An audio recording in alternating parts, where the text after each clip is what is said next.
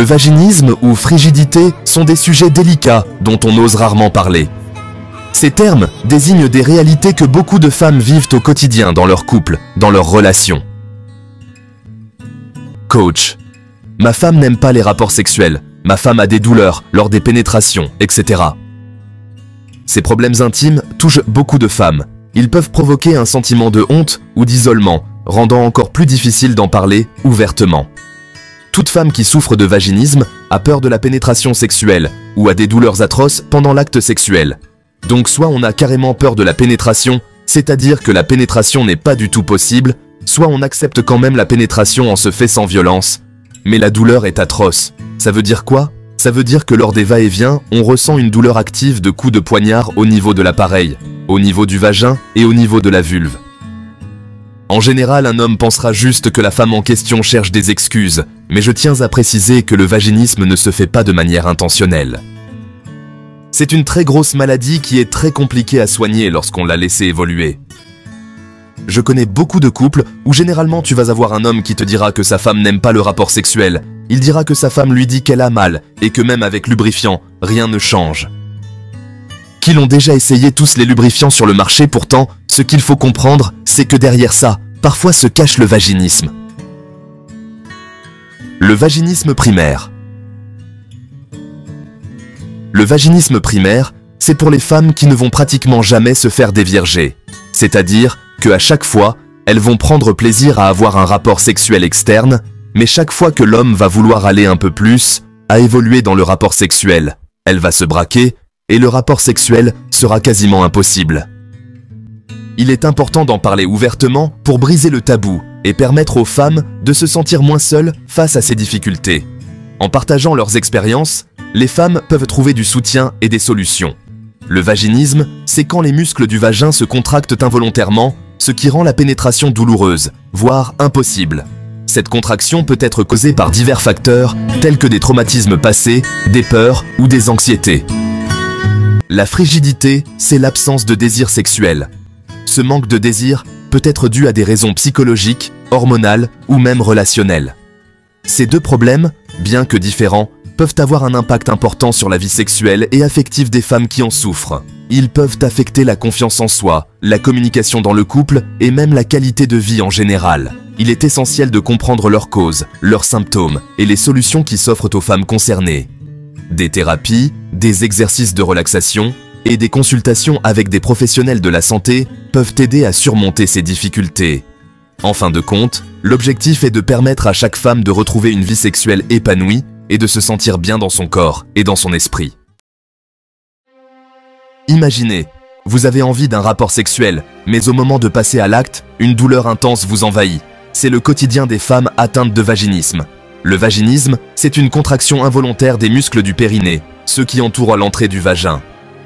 Cette contraction rend la pénétration, que ce soit avec un doigt, un tampon hygiénique ou un pénis, très difficile, voire impossible. Le vaginisme n'est pas une question de volonté. C'est le corps qui, pour se protéger d'une douleur anticipée ou d'un traumatisme passé, se met en état de défense. Les causes du vaginisme sont multiples et souvent complexes. Dans la plupart des cas, l'origine est psychologique. Une éducation sexuelle stricte, un traumatisme sexuel passé, comme un viol ou une agression, la peur de la grossesse ou de la douleur peuvent être à l'origine du vaginisme. Parfois, il n'y a pas de cause clairement identifiable. Le vaginisme peut s'installer progressivement, sans raison apparente.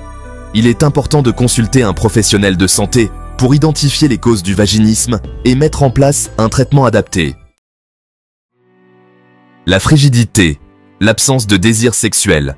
Ce terme, bien que souvent mal compris, désigne une réalité complexe et multifactorielle. La frigidité, qu'on appelle aujourd'hui le trouble du désir sexuel hypoactif, se manifeste par une absence de désir ou un manque d'intérêt pour les relations sexuelles.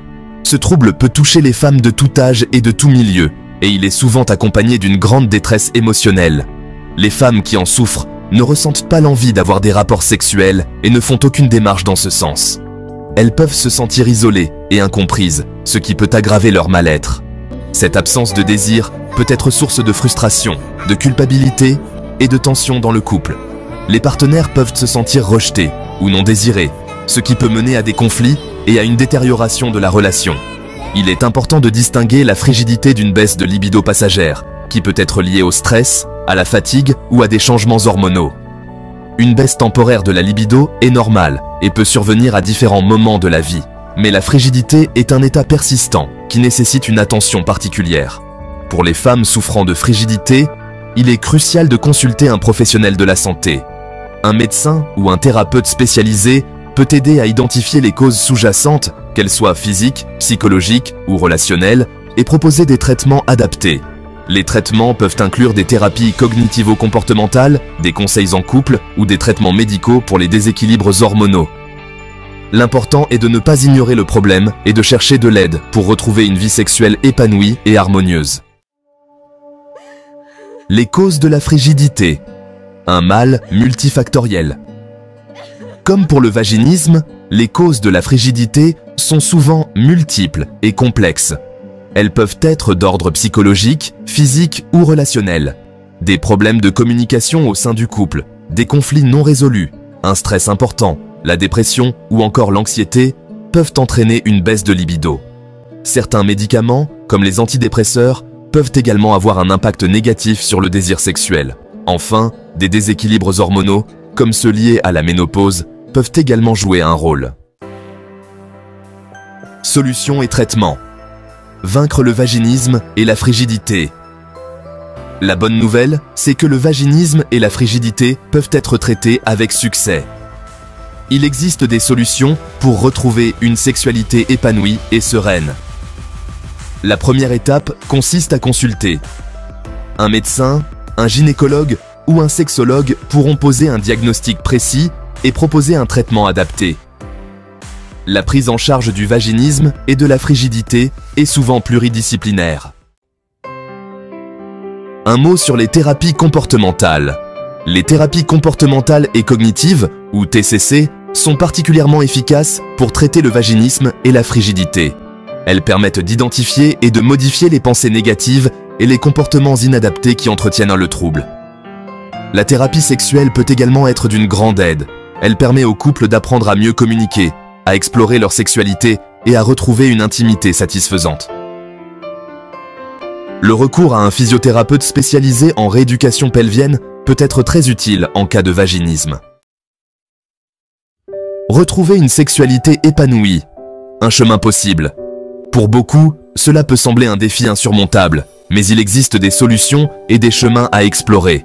Retrouver une sexualité épanouie après un diagnostic de vaginisme ou de frigidité est possible. Ces conditions, bien que difficiles, ne doivent pas être vues comme des fins en soi, mais plutôt comme des étapes sur un chemin de guérison. Il est important de ne pas perdre espoir et de se tourner vers les professionnels de santé. Les médecins, les thérapeutes et les conseillers sont là pour vous aider à naviguer ces défis avec compassion et expertise. La guérison passe par une prise en charge globale, adaptée à chaque femme et à son histoire. Cela peut inclure des thérapies physiques, des conseils psychologiques et même des approches holistiques pour traiter le corps et l'esprit. N'hésitez pas à parler de vos difficultés à votre partenaire, à vos proches ou à un groupe de parole. La communication ouverte est une clé essentielle pour surmonter ces obstacles. Se sentir comprise et soutenue est essentiel pour surmonter ces épreuves et retrouver une vie sexuelle et affective épanouie. Le soutien émotionnel de ceux qui vous entourent peut faire une grande différence dans votre parcours de guérison. N'oubliez pas que chaque petit pas compte et que vous n'êtes pas seul dans cette démarche. Conclusion. Briser le silence et se tourner vers l'espoir. Le vaginisme et la frigidité sont des troubles intimes encore trop souvent tabous. Il est essentiel d'en parler ouvertement pour libérer la parole et permettre aux femmes de se sentir moins seules face à ces difficultés. N'oubliez jamais que vous n'êtes pas seul. Des solutions existent pour vous permettre de retrouver une sexualité épanouie. N'hésitez pas à consulter un professionnel de santé ou un thérapeute qui peut être moi pour obtenir de l'aide et du soutien. Nous arrivons à la fin de cette vidéo. Merci de m'avoir suivi tout au long. Et si vous avez aimé, n'oubliez de lâcher un like et de vous abonner pour rien rater sur les relations amoureuses. Au revoir.